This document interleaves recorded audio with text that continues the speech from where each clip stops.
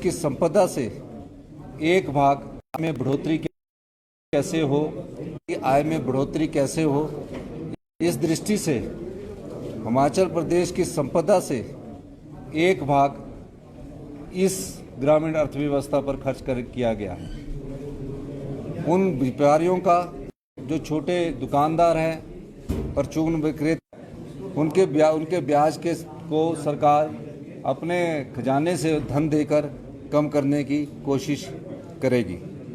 चौथा, जो विधवा बहनें, उनके सारी बच्चों की पढ़ाई का खर्चा हिमाचल प्रदेश की सरकार उठाएगी। इस बजट में वो भी प्रावधान किया गया है।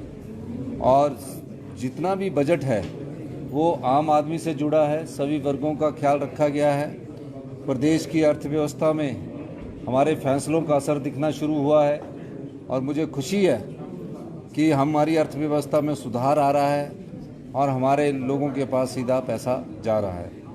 आज बजट पास होने पर मैं सभी प्रदेशवासियों को बहुत बहुत शुभकामनाएं देता हूं। सरकारी कर्मचारियों का जो डीए है वो 1 जून से उनको मिल जाएगा। 15 मई के बाद किसी भी समय उनको डीए मिल सकता है, क्योंकि अप्रैल के महीने में हम अपनी ट्रेजरी को ठीक कर रहे हैं। और जो 70 साल से 75 साल का इस वित्तीय वर्ष में हम पूरा एरियर दे देंगे। उसके अलावा जो और कर्मचारी है उनका भी थोड़ा थोड़ा एरियर हम इस वित्तीय वर्ष में उन्हें देंगे। ये सभी लोगों से संबंधित का बजट है। छोटे और युवाओं के लिए, छोटे दुकानदार, चाय विक्रेता, पान विक्रेता, सबके लिए बजट में कुछ ना कुछ इस संपदा का भाग दिया गया है। और युवाओं के लिए जो अपने घर में सोलर पावर प्रोजेक्ट लगाना चाहते हैं, ट्राइबल में जो लगाएगा उसे 5% की सब्सिडी मिलेगी। यानी कि 1 मेगावाट का जो सोलर पावर प्रोजेक्ट लगाएगा, अगर उसकी कीमत 2 करोड़ रुपया है और उसमें इंटरेस्ट अगर 9% है तो 5% सरकार की तरफ से उपलब्ध करवाया जाएगा। 1000 बसेस अगर वो इलेक्ट्रिकल लेता है तो 40% की सब्सिडी मिलेगी। और अगर डीजल बसेस भी लेता है, 1000 बसेस युवाओं को दी जाएगी, उसमें 30% की सब्सिडी इस बजट के माध्यम से दी जाएगी। और जो अपनी टैक्सी है, जिसकी एक टैक्सी है, वो अपनी टैक्सी को इलेक्ट्रिकल में कन्वर्ट करना चाहता है, पर उसका प्रोफेशन अगर गाड़ी चला रहा है, ये नहीं कि होटल वाला है कोई तो उसके द्वारा होगा, तो उसको भी हमने बोला है कि अगर आप अपनी टैक्सी को इलेक्ट्रिकल करना चाहते हैं तो 40% की सब्सिडी उनको दी जाएगी। पर्यावरण की दृष्टि से भी ये बजट महत्वपूर्ण है। और इस बजट में हमने कई चीज़ों का उल्लेख किया है जो आपने पढ़ा होगा। और मैं सभी पत्रकार बंधुओं का भी धन्यवाद करता हूं कि आपका सहयोग मिलता रहा है, यही मैं कहना चाहता हूं। देखिए, रिसोर्स मोबिलाइजेशन की तो हमारे हाथ में जो चल रहा है, लेकिन जो हिमाचल के अधिकार है, जो हिमाचल के अधिकारों पर कुंडली बैठ के जो बड़े बड़े उपक्रम बैठे हैं, उनको हिमाचल के लोगों के हित की बात सुननी चाहिए। बैरासूल प्रोजेक्ट है, एनटीपीसी के और प्रोजेक्ट है जो 40 साल पूरा होने के बाद भी हमें अभी बिजली की रॉयल्टी की बढ़ानी चाहिए या बिजली में हमारा को प्रोजेक्ट वापस आने चाहिए। मैं इस बारे में माननीय केंद्रीय ऊर्जा मंत्री से बात करूंगा और अनुरोध करूंगा कि हमारी संपदा पानी है, पानी बहता हुआ सोना है। उस सोने से बड़ी बड़ी कंपनियां तो 67,000 करोड़ की बन गई। हिमाचल प्रदेश का बजट जो 58,000 करोड़ है, जिसमें भी अभी 5-6 हज़ार करोड़ का होल है उस बजट में, तो उसके आधार पर भी आप हमारी जो संपदा पानी के रूप में है उसमें हमें हमारा अधिकार दीजिए। इसके बारे में मैं आने वाले समय में केंद्रीय नेतृत्व से बात करूंगा। और मैं बीजेपी के नेताओं से भी चाहूँगा कि जिन प्रोजेक्टों की उम्र 40 साल है और दिल्ली में केंद्र की सरकार है, उसमें हमारे साथ मिलकर अगर उनके नेतृत्व में भी जाना पड़े बीजेपी के, तो मैं उसमें भी चलने के लिए तैयार हूँ। हिमाचल के अधिकारों के लिए मैं उनके नेतृत्व में भी चलने के लिए तैयार हूँ। यही मैं कहना चाहता हूँ। बहुत बहुत धन्यवाद। सीबीआई जो है वो लगातार शिकंजा कस रही है भूपेश बघेल पे। सर आय में बढ़ोतरी कैसे हो, आय में बढ़ोतरी कैसे हो, इस दृष्टि से हिमाचल प्रदेश की संपदा से एक भाग इस ग्रामीण अर्थव्यवस्था पर खर्च किया गया है। उन व्यापारियों का जो छोटे दुकानदार हैं, परचून विक्रेता, उनके ब्याज को सरकार अपने खजाने से धन देकर कम करने की कोशिश करेगी। चौथा, जो विधवा बहनें उनके सारी बच्चों की पढ़ाई का खर्चा हिमाचल प्रदेश की सरकार उठाएगी। इस बजट में वो भी प्रावधान किया गया है। और जितना भी बजट है वो आम आदमी से जुड़ा है, सभी वर्गों का ख्याल रखा गया है। प्रदेश की अर्थव्यवस्था में हमारे फैसलों का असर दिखना शुरू हुआ है और मुझे खुशी है कि हमारी अर्थव्यवस्था में सुधार आ रहा है और हमारे लोगों के पास सीधा पैसा जा रहा है।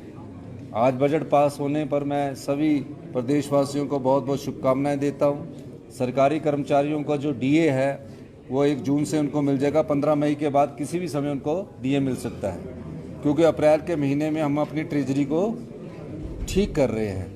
और जो 70 साल से 75 साल का इस वित्तीय वर्ष में हम पूरा एरियर दे देंगे। उसके अलावा जो और कर्मचारी है उनका भी थोड़ा थोड़ा एरियर हम इस वित्तीय वर्ष में उन्हें देंगे। ये सभी लोगों से संबंधित का बजट है। छोटे और युवाओं के लिए, छोटे दुकानदार, चाय विक्रेता, पान विक्रेता, सबके लिए बजट में कुछ ना कुछ इस संपदा का भाग दिया गया है। और युवाओं के लिए जो अपने घर में सोलर पावर प्रोजेक्ट लगाना चाहते हैं, ट्राइबल में जो लगाएगा उसे 5% की सब्सिडी मिलेगी। यानी कि 1 मेगावाट का जो सोलर पावर प्रोजेक्ट लगाएगा, अगर उसकी कीमत 2 करोड़ रुपया है और उसमें इंटरेस्ट अगर 9% है तो 5% सरकार की तरफ से उपलब्ध करवाया जाएगा। 1000 बसेस अगर वो इलेक्ट्रिकल लेता है तो 40% की सब्सिडी मिलेगी। और अगर डीजल बसेस भी लेता है, 1000 बसेस युवाओं को दी जाएगी, उसमें 30% की सब्सिडी इस बजट के माध्यम से दी जाएगी। और जो अपनी टैक्सी है, जिसकी एक टैक्सी है, वो अपनी टैक्सी को इलेक्ट्रिकल में कन्वर्ट करना चाहता है, पर उसका प्रोफेशन अगर गाड़ी चला रहा है, ये नहीं कि होटल वाला है कोई तो उसके द्वारा होगा, तो उसको भी हमने बोला है कि अगर आप अपनी टैक्सी को इलेक्ट्रिकल करना चाहते हैं तो 40% की सब्सिडी उनको दी जाएगी। पर्यावरण की दृष्टि से भी ये बजट महत्वपूर्ण है। और इस बजट में हमने कई चीज़ों का उल्लेख किया है जो आपने पढ़ा होगा।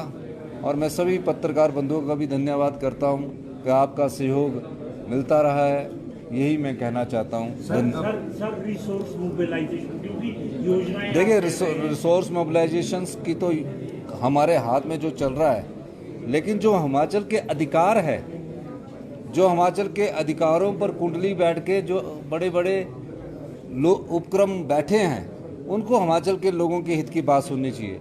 बैरासूल प्रोजेक्ट है, एनटीपीसी के और प्रोजेक्ट है जो 40 साल पूरा होने के बाद भी हमें अभी बिजली की रॉयल्टी की बढ़ानी चाहिए या बिजली में हमारा को प्रोजेक्ट वापस आने चाहिए।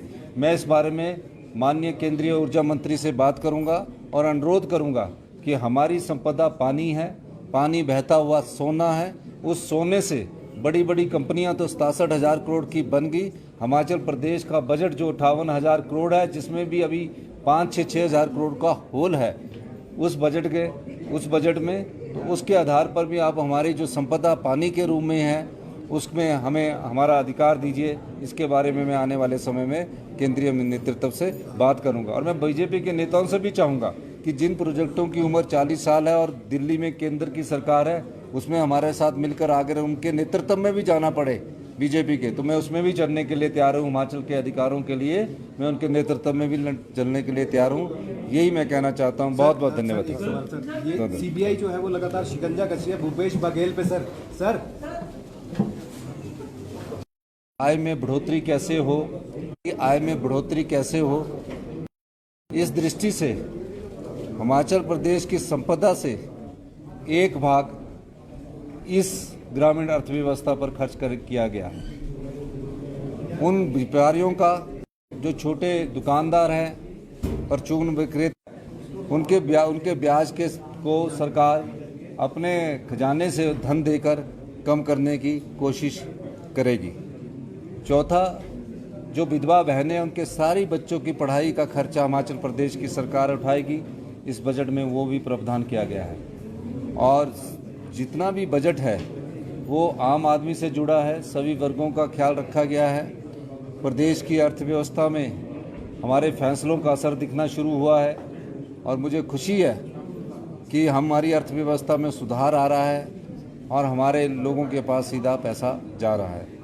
आज बजट पास होने पर मैं सभी प्रदेशवासियों को बहुत बहुत शुभकामनाएं देता हूं। सरकारी कर्मचारियों का जो डीए है वो 1 जून से उनको मिल जाएगा। 15 मई के बाद किसी भी समय उनको डीए मिल सकता है, क्योंकि अप्रैल के महीने में हम अपनी ट्रेजरी को ठीक कर रहे हैं।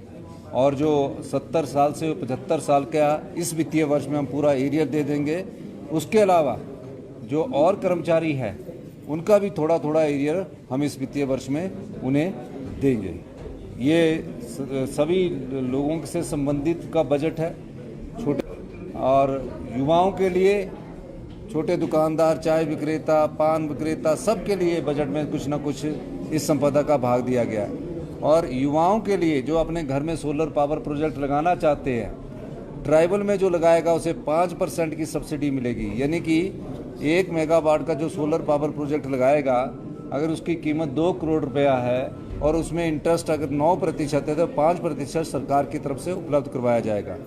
1000 बसेस अगर वो इलेक्ट्रिकल लेता है तो 40% की सब्सिडी मिलेगी, और अगर डीजल बसेस भी लेता है 1000 बसेस युवाओं को दी जाएगी, उसमें 30% की सब्सिडी इस बजट के माध्यम से दी जाएगी। और जो अपनी टैक्सी है, जिसकी एक टैक्सी है, वो अपनी टैक्सी को इलेक्ट्रिकल में कन्वर्ट करना चाहता है, पर उसका प्रोफेशन अगर गाड़ी चला रहा है, ये नहीं कि होटल वाला है कोई तो उसके द्वारा होगा, तो उसको भी हमने बोला है कि अगर आप अपनी टैक्सी को इलेक्ट्रिकल करना चाहते हैं तो 40% की सब्सिडी उनको दी जाएगी। पर्यावरण की दृष्टि से भी ये बजट महत्वपूर्ण है।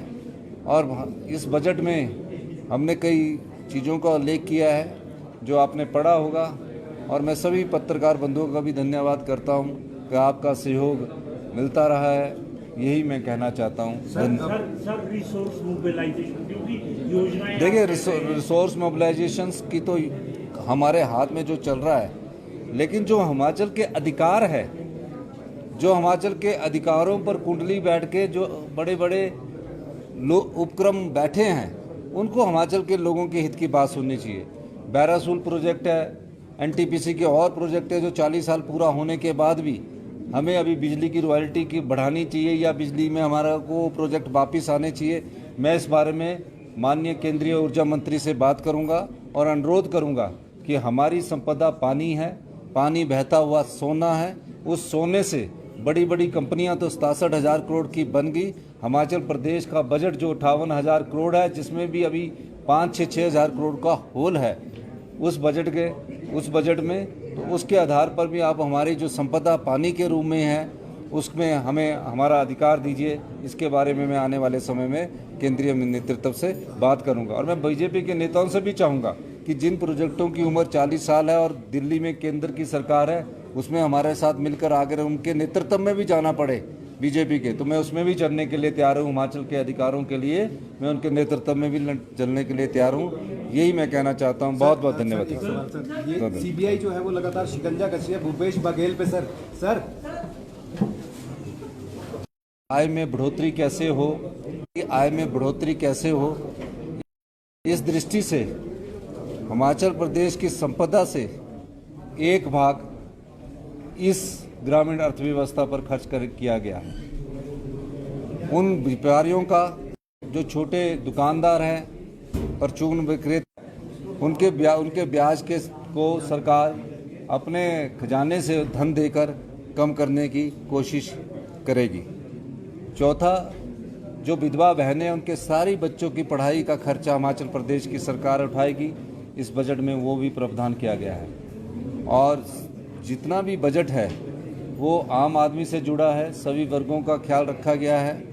प्रदेश की अर्थव्यवस्था में हमारे फैसलों का असर दिखना शुरू हुआ है, और मुझे खुशी है कि हमारी अर्थव्यवस्था में सुधार आ रहा है और हमारे लोगों के पास सीधा पैसा जा रहा है।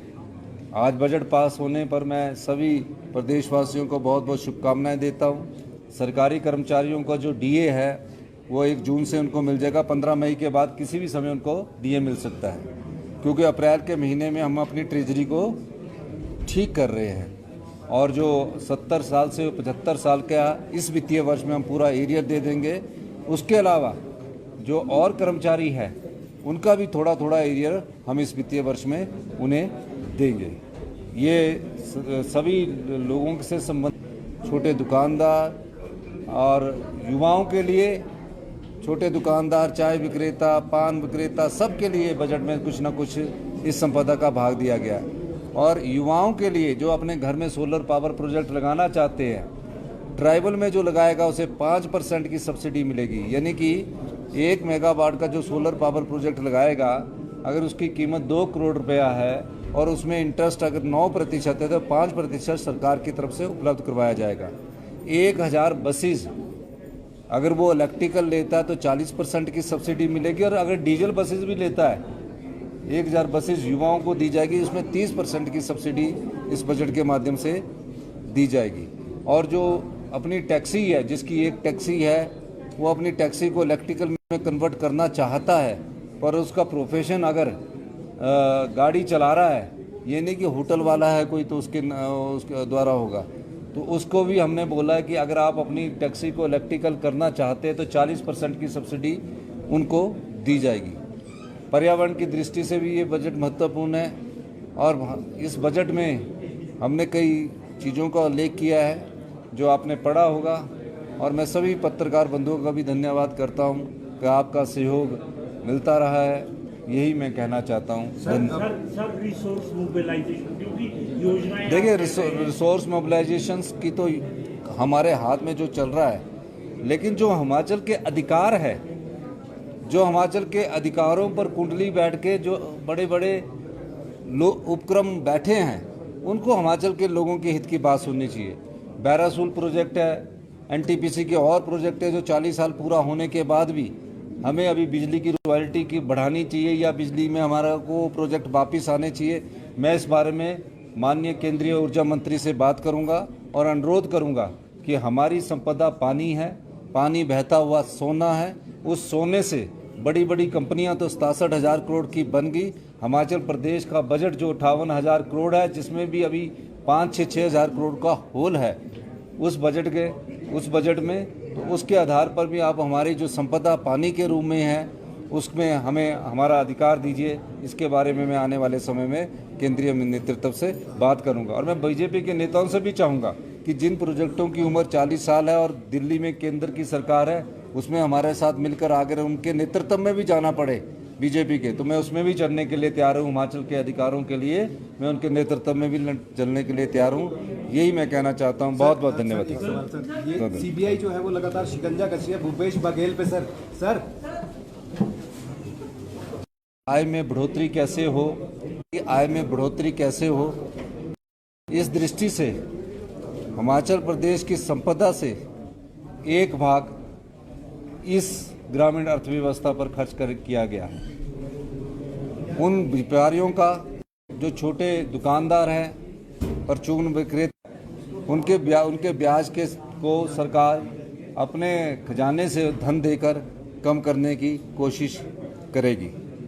चौथा, जो विधवा बहनें, उनके सारी बच्चों की पढ़ाई का खर्चा हिमाचल प्रदेश की सरकार उठाएगी। इस बजट में वो भी प्रावधान किया गया है। और जितना भी बजट है वो आम आदमी से जुड़ा है, सभी वर्गों का ख्याल रखा गया है। प्रदेश की अर्थव्यवस्था में हमारे फैसलों का असर दिखना शुरू हुआ है, और मुझे खुशी है कि हमारी अर्थव्यवस्था में सुधार आ रहा है और हमारे लोगों के पास सीधा पैसा जा रहा है। आज बजट पास होने पर मैं सभी प्रदेशवासियों को बहुत बहुत शुभकामनाएं देता हूं। सरकारी कर्मचारियों का जो डीए है वो 1 जून से उनको मिल जाएगा। 15 मई के बाद किसी भी समय उनको डीए मिल सकता है, क्योंकि अप्रैल के महीने में हम अपनी ट्रेजरी को ठीक कर रहे हैं। और जो 70 साल से 75 साल का इस वित्तीय वर्ष में हम पूरा एरियर दे देंगे। उसके अलावा जो और कर्मचारी है उनका भी थोड़ा थोड़ा एरियर हम इस वित्तीय वर्ष में उन्हें देंगे।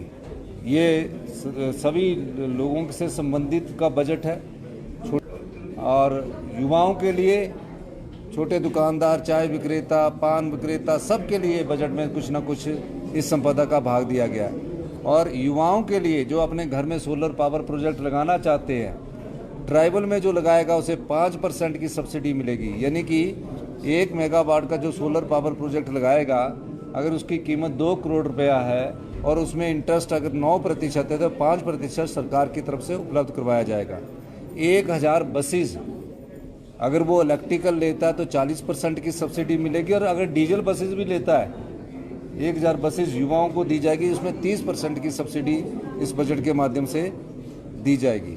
और जो अपनी टैक्सी है, जिसकी एक टैक्सी है, वो अपनी टैक्सी को इलेक्ट्रिकल में कन्वर्ट करना चाहता है, पर उसका प्रोफेशन अगर गाड़ी चला रहा है, ये नहीं कि होटल वाला है कोई तो उसके द्वारा होगा, तो उसको भी हमने बोला है कि अगर आप अपनी टैक्सी को इलेक्ट्रिकल करना चाहते हैं तो 40% की सब्सिडी उनको दी जाएगी। पर्यावरण की दृष्टि से भी ये बजट महत्वपूर्ण है और इस बजट में हमने कई चीज़ों का उल्लेख किया है जो आपने पढ़ा होगा, और मैं सभी पत्रकार बंधुओं का भी धन्यवाद करता हूं कि आपका सहयोग मिलता रहा है, यही मैं कहना चाहता हूं। सर रिसोर्स मोबिलाइजेशन क्योंकि योजनाएं देखिए, रिसोर्स मोबिलाइजेशन की तो हमारे हाथ में जो चल रहा है, लेकिन जो हिमाचल के अधिकार है, जो हिमाचल के अधिकारों पर कुंडली बैठ के जो बड़े बड़े उपक्रम बैठे हैं, उनको हिमाचल के लोगों के हित की बात सुननी चाहिए। बैरासूल प्रोजेक्ट है, एनटीपीसी के और प्रोजेक्ट है जो 40 साल पूरा होने के बाद भी हमें अभी बिजली की रॉयल्टी की बढ़ानी चाहिए या बिजली में हमारा को प्रोजेक्ट वापस आने चाहिए। मैं इस बारे में माननीय केंद्रीय ऊर्जा मंत्री से बात करूंगा और अनुरोध करूंगा कि हमारी संपदा पानी है, पानी बहता हुआ सोना है, उस सोने से बड़ी बड़ी कंपनियां तो 67,000 करोड़ की बन गई। हिमाचल प्रदेश का बजट जो 58,000 करोड़ है, जिसमें भी अभी 5-6 हज़ार करोड़ का होल है उस बजट में, तो उसके आधार पर भी आप हमारी जो संपदा पानी के रूप में है उसमें हमें हमारा अधिकार दीजिए। इसके बारे में मैं आने वाले समय में केंद्रीय नेतृत्व से बात करूंगा।